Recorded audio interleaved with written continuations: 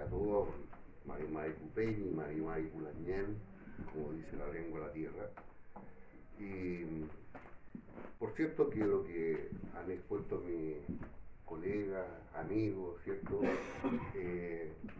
Son grandes cuestiones de la filosofía latinoamericana y de todo eso que queremos discutir con una perspectiva intercultural, ¿cierto? Y su opción decolonial. Y obviamente, ¿cierto?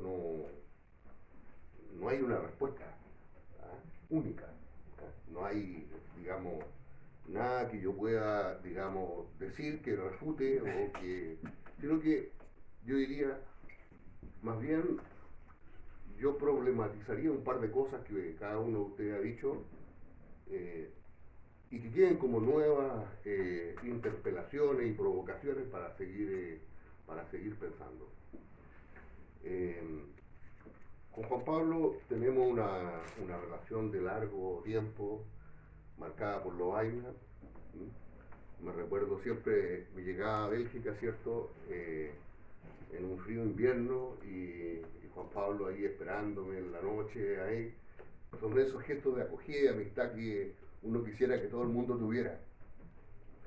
Pero por otro lado uno ve esos millones que no son recibidos de esa manera, sino que uno dice, qué suerte que tengo un amigo, alguien que me acoge, que me lleva a su casa, que me da de comer, un vaso de vino y la conversación profunda a la que nos invita siempre, ¿cierto?, los que trabajamos en este tipo de cuestiones. Y en ese sentido, ver cómo Juan Pablo ha avanzado yo diría, un camino largo, ¿ya? Y con el cual yo me siento hoy día en una relación de total horizontalidad y más todavía de aprendizaje. Me gustaría mucho que tú vinieras a nuestro doctorado en estudios interculturales y que pudieras explicarle a nuestros estudiantes mapuche y no mapuche todo eso que tú nos has dicho sobre Glisson. Solamente yo quisiera retomar una cuestión que a mí me parece fundamental en nuestra formación lovainense, que tiene que ver con la cuestión de las categorías. Y eso porque nos llega a un problema central en la filosofía del lenguaje, pero también de la lógica, de la que somos deudores, Mar Mascal y yo, de nuestro querido maestro Jean Ladrier. Para los que no lo saben, Jean Ladrier, quizás uno de los más grandes filósofos de la ciencia y lógicos en lengua francófona, hizo una tesis aparentemente así muy enrevesada y compleja sobre el teorema de Gödel. Las limitaciones internas de los formalismos, se llama como subtítulo, que en realidad es casi imposible leer porque es lógica simbólica. Y lo poco que dice en un lenguaje que uno puede tratar de decir, ¿y cuál es el sentido y significado de lo que dice Ladrier? La tesis está traducida en castellano en todo caso, en la editorial Tecno, si quieren revisarla y sobre todo revisar todas las derivaciones simbólicas que va haciendo Jean Ladrier. Pero hay una cuestión fundamental que finalmente a la que lleva todo el trabajo de investigación de lógica de Ladrier, es que los sistemas formales no tienen una justificación formal última. Lo que he dicho en palabras más sencillas quiere decir que lo más sacrosanto de la lógica que ha inventado Occidente no tiene un fundamento lógico. No hay fundamento. Y si no hay fundamento, entonces Ladrier desarrolla la implicancia de esto. Si no hay fundamento, lo que hay es abismo. Y el pensar es abisal.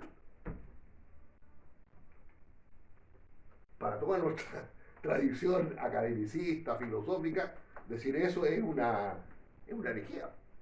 Porque todos estamos centrados en el justificar, fundamentar, y piensen cómo están dados nuestros objetivos en las investigaciones, en las tesis doctorales, en nuestra institución. Y que nos llevaría, y ahí lo conecto con lo que decía muy bien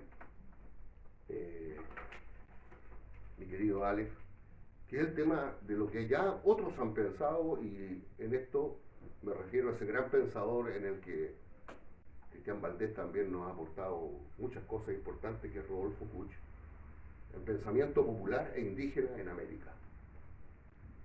La visalidad.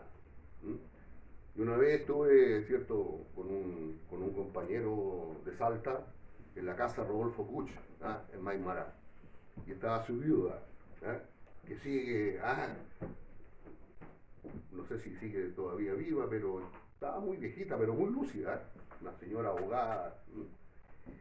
Y mi amigo de Salta me presenta así como: aquí le traigo un filósofo chileno que se interesa en la interculturalidad. Y ella me mira y me dice: a Rodolfo no le gustaba la interculturalidad. Así como, de inmediato hacía la confrontación. Y porque dice, la interculturalidad nos lleva a la cuestión de pensar el vacío. No la relacionalidad, sino que el vacío. Y después, buscando los textos y conversando con Cristian, aparecen en alguna parte la reflexión sobre el vacío intercultural. Entonces, todo eso para decir que lo que dice Alex es muy potente, ¿cierto?, sobre nuestra relación con los saberes indígenas, ¿cierto?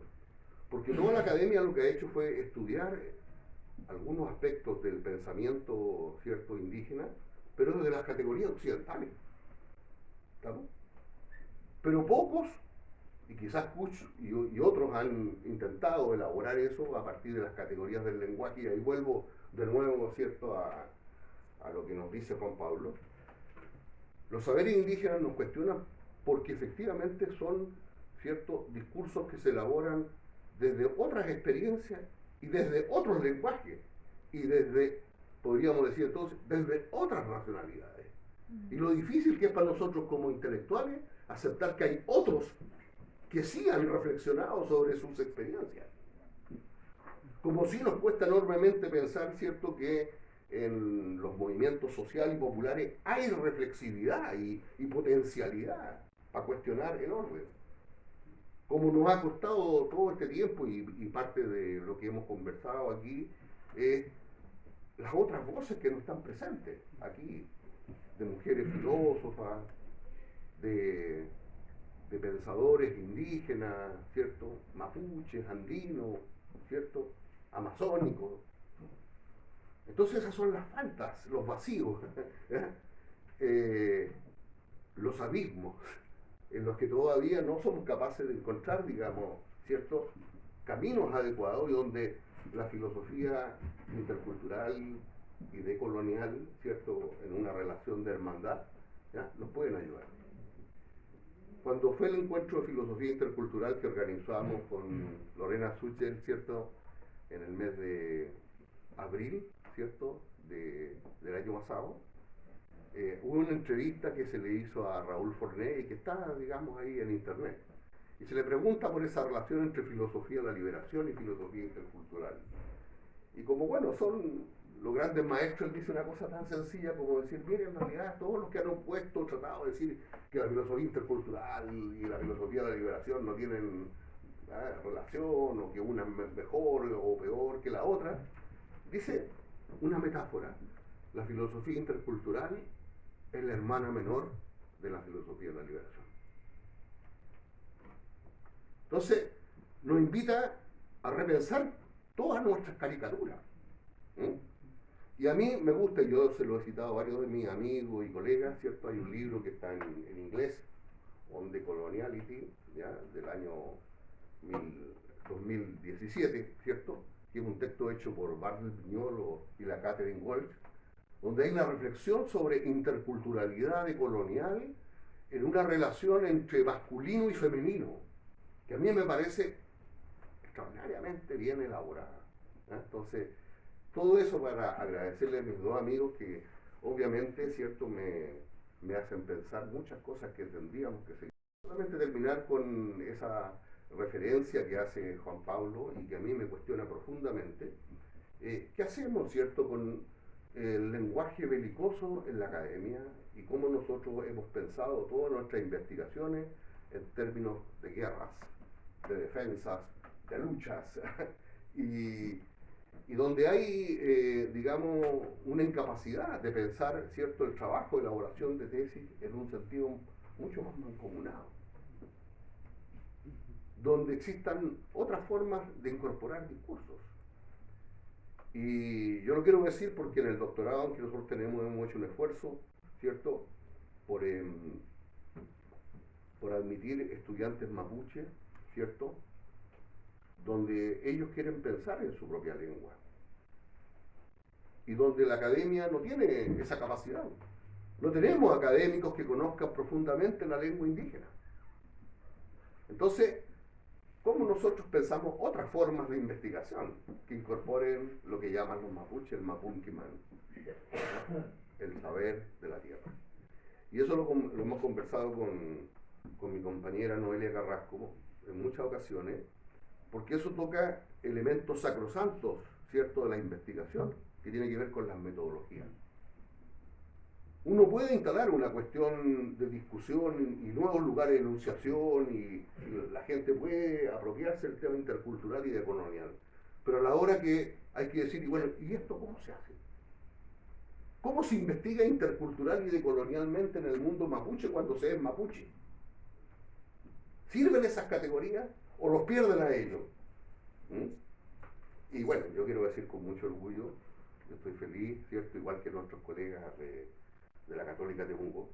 Estamos, ¿cierto?, a punto de tener el examen público de una nueva doctora, Luz Marina Huenchucoy Millao, que ayer estaba aquí en la mañana, ¿cierto?, una mujer mapuche, madre de 3 hijos, que ha hecho una tesis muy interpeladora sobre el trauma colonial y el alcoholismo en las comunidades mapuches. Pero no pensaba el alcoholismo desde nuestras concepciones de la salud social, ¿cierto?, ni de la prevención del alcohol. ¿Qué pasa en la comunidad cuando, ¿cierto?, los hombres en general, y aquí volvemos al tema, ¿cierto?, de la discusión que nos plantearían los feminismos decolonial y ver hasta dónde logran entender esas problemáticas? ¿Qué pasa cuando fundamentalmente hombres, ¿cierto?, terminan esclavizados del alcohol, que es provisto normalmente por comerciantes Winca chilenos? ¿Y qué pasa con las familias? ¿Qué pasa con las comunidades? Y fíjense, y esa es la pregunta que se hace Luz Marina. No va a quedarse en el diagnóstico. ¿Y hay formas de reparación? ¿Hay posibilidades de salir de ese círculo vicioso del alcohol en la familia y de toda esa secuela, ¿cierto?, de violencia que viven los niños?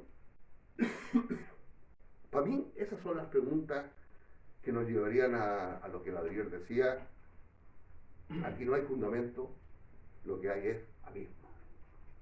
Y reconozcamos entonces que lo mejor aquí, en el abismo, es que hay que dejarse caer, sin saber si hay algo, ¿cierto?, que nos va a recibir en algún minuto y nos lleva a la profundidad de la filosofía de la relación de Glisson. Muchas gracias, amigos.